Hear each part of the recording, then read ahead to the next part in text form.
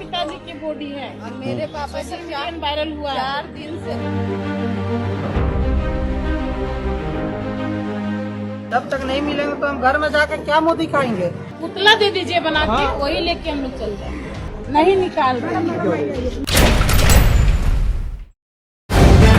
The live TV, सच सबसे आगे। दोस्तों, जब से महाकुंभ में भगदड़ वाली खबर निकलकर सामने आई है, तब से मैं लगातार कह रहा हूं कि इन सब के बीच खेल सिर्फ एक चीज को लेकर है। वो खेल है कैसे भी करके योगी आदित्यनाथ की साख को 5 फरवरी तक साफ सुथरी रखी जाए, यानी कि साख पर बट्टा ना लग पाए। इसीलिए हर तरह की कोशिश की जा रही है। याद करिएगा कि महाकुंभ में सबसे पहली घटना, ये ताजा जो महाकुंभ चल रहा है, इसमें सबसे पहली घटना जो घटी थी वो थी आगजनी की। आग लग गई थी, कई तंबू जलकर खाक हो गए थे। पहले यह दावा किया जाने लगा कि वहां सिलेंडर ब्लास्ट हुआ, जिससे सारा आरोप किस पे चले जाए, वहां अखाड़ों पर, बाबाओं पर। फिर बाद में यह कहा जाने लगा कि नहीं, इससे मजा नहीं आ रहा है, तो इसमें दूसरा एंगल ढूंढा गया जो मुस्लिम वाला एंगल होता है। उसके बाद ये भगदड़ वाले हालात पैदा हुए, उसमें कई लोगों की मौत हुई, लेकिन प्रशासन ने 19 घंटे बाद सिर्फ 30 लोगों का आंकड़ा रखा। लेकिन आपका अपना चैनल द लाइव टीवी लगातार एक एक प्रत्यक्षदर्शी, वहां मौजूद बाबाओं और अलग अलग जगह की खबरें दिखा रहा है कि यह आंकड़ा बहुत बड़ा है, लेकिन इसे कमतर किया जा रहा है। उसके बाद सुधीर चौधरी आए, उन्होंने भी दिखाया है कि किस तरीके से इस पूरी घटना पर मुसलमान हंस रहे हैं, यानी मुसलमान वाला एंगल आना चाहिए। एसटीएफ की एंट्री की जा रही है कि आप ही कुछ ऐसा ढूंढिए जिससे इसमें बताया जाए भगदड़ हुई नहीं थी, व्यवस्था तो इतनी जबरदस्त और शानदार थी कि बस पूछिए मत। यह सारी की सारी भगदड़ एक साजिश है। तो वहीं दूसरी तरफ एक नया डेटा निकलकर सामने आ गया है जो योगी आदित्यनाथ की, उनकी सरकार की, उनके प्रशासन की फजीयत करा रहा है। नमस्कार, मैं हूं प्रज्वल गौतम और आप देख रहे हैं द लाइव टीवी। आज की महत्वपूर्ण खबर है। सबसे पहले मैं जो खबर दिखाऊंगा आंकड़ों से जुड़ी दिखा रहा हूं, ये देखिए। इसमें दैनिक भास्कर सबसे आगे साबित हुआ, मैं तो इतना कहूंगा। ये देखिए खबर है, इसमें क्या कुछ कहे पहले देखिए। इतनी धागा अगर आप दोनों जने यहाँ चिपक जाए तो आप फिर मोड़ नहीं सकते। चलो यहाँ पे 2 मरे पड़े थे, झोपड़ियाँ, इतनी भीड़ थी वहां पर अस्पताल में इस हादसे के बाद। जो बोनट है, बोनट के ऊपर यहाँ से बैग लदे थे, आदमी ऊपर तक चढ़ा। एम्बुलेंस वाला है ये जिसने लोगों तक पहुंचाया। खबर क्या है, दैनिक भास्कर की खबर। महाकुंभ भगदड़ हादसे में एम्बुलेंस ड्राइवर ने दावा किया कि 29 जनवरी को की तड़के हॉस्पिटल में पैर रखने की जगह नहीं थी। वे लाशों की को कर्नाटक, पश्चिम बंगाल और पटना तक छोड़कर आए हैं। इस तरह का दावा किया गया कि भाई जल्दी जल्दी वहां से निकाली गई सारी लाशें, जिससे चीजें, स्थिति लोगों के सामने ना आ पाए। और मीडिया के साथ कैसा व्यवहार किया गया, जिन्होंने सच दिखाने की कोशिश की, वो वाले नहीं जो अब भी बार बार कह रहे थे कि अफवाहों पर ध्यान न दें। मैं उन पत्रकारों की जो बेगैरत हो चुके हैं, जिन्होंने ईमान को खूंटी पर टांगा है, मैं उन पत्रकारों की बात नहीं कर रहा, उन एंकर्स की बात नहीं कर रहा। मैं बात कर रहा हूं उन एंकर्स या पत्रकारों की जो वहां पहुंचकर सच्चाई निकाल रहे थे। अब देखिए, एक और खबर निकलकर सामने आई, ये भी टीवी 9 की खबर है, इसको भी सुनना चाहिए। महाकुंभ में भगदड़ से मौत का बड़ा दावा आपके सामने। आजमगढ़ की मृत महिला के परिजन का दावा है, मैंने मॉर्चरी में 150 से 200 शव को देखा है रखे हुए, ये परिजन का दावा। देखिए, जो हादसा हुआ उसके बाद लोग अस्पताल भी गए अपनों को ढूंढने, और उसके बाद कुछ लोग मॉर्चरी भी गए थे क्योंकि उनको पता लगा उनके अपने प्रिय खत्म हो गए इस भगदड़ के अंदर।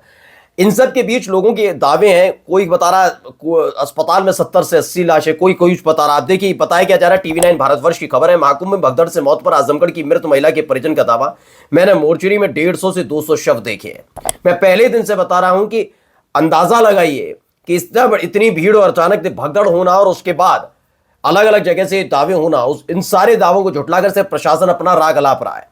ये किसकी साख बचाई जा रही है? वे 5 फरवरी वाली साख है जो अयोध्या के मिल्कीपुर पर असर ना पड़े, वरना फर्क कुछ नहीं पड़ता इन पर। फिर वहाँ गया डेड बॉडी, तो वहाँ 12 फोटो लगे थे, लेकिन 12 फोटो क्या 150-200 डेड बॉडीज थी। सुनिए, डेड बॉडी वहाँ पड़ी थी जब आपने देखा अपने आप? 150-200 डेड बॉडीज थी। 150-200। इसके बाद वहाँ गया तो फिर वहाँ मतलब सबको फेस पहचानना था। तो देखिए, सुनील राजपूत भी लिखते हैं, महाकुंभ में मारेंगे लोगों की लाशों का ढेर लगा है। एसआरएन और मेडिकल कॉलेज की मॉर्चरी में, मैंने मॉर्चरी में 1500 से मतलब 150 से 200 शव देखे, परिजनों का दावा है। लेकिन इस दावे को भी झुटलाने के लिए तैयार बैठी है सरकार। शर्म आनी चाहिए इस बात को लेकर। एक और टीवी 9 भारतवर्ष की इस खबर को देखिए। अगर भगदड़ हुई तो वीडियो फुटेज जारी क्यों नहीं किया जा रहा? यही एक सवाल है। लगातार आपका चैनल द लाइव टीवी कह रहा है कि 1000 करोड़ का यह महाकुंभ, सीसीटीवी, सुरक्षा, फलाना ढिमाका, सब तरह की तारीफ करवा ली गई, पोस्टर लगवा लिए गए। अब इन सब के बीच ये सवाल है कि जो 2700 सीसीटीवी से कवरेज था, पूरा का पूरा बधा हुआ था पूरा महाकुंभ, उनमें से एक भी सीसीटीवी फुटेज सामने क्यों नहीं आने दी जा रही, जिससे फजीयत ना हो। आईपी सिंह है, ये समाजवादी पार्टी के नेता हैं। महाकुंभ में भीड़ से कुचलकर मारे गए लोगों की लाशों का ढेर लगा हुआ है। एसआरएन और इलाहाबाद मेडिकल कॉलेज की मोर्चरी में हमने मोर्चरी में 150 से 200 शव देखे। ऐसे तमाम अलग अलग जगह की खबरें निकलकर सामने आ रही हैं, लेकिन इनको कोई फर्क नहीं पड़ता। अब आइए मेन खबर पर। आज तक की खबर है, और आज तक की खबर क्या है पहले मैं दिखा देता हूं आपको। इसी बीच बड़ी खबर महाकुंभ में हुई भगदड़ पर सूत्रों से जानकारी मिल रही है। ये खबर सामने आ रही है, सूत्रों के हवाले से खबर है, ये का एंगल है इसमें। एसटीएफ की टीम साजिश के एंगल में जुटी है। ये कहा जा रहा है कि अब ये पता लग रहा है कि साजिश तो नहीं थी। मैंने कहा ना, इनको सिर्फ अपनी साफ सुथरी छवि चाहिए। कभी ये मानेंगे नहीं ये नाकाम है, कभी नहीं मानेंगे कि वह निकम्मेपन की सारी हदें पार हो गई थी, बद इंतजामी थी, अव्यवस्था थी। ये नहीं मानने के लिए तैयार बैठे हैं। ये क्या कह रहे हैं? तू दोषी है, वो दोषी है, भीड़ दोषी है, योगी आदित्यनाथ तो भगवान हो गए, उनसे गलती नहीं हो सकती, प्रशासनिक अधिकारियों से गलती नहीं। गलती किससे होती है? सिर्फ और सिर्फ इस देश की जनता जिम्मेदार है, जो ऐसे लोगों को सत्ता पर बैठा देती है, जो बेगैरत हो चुके हैं।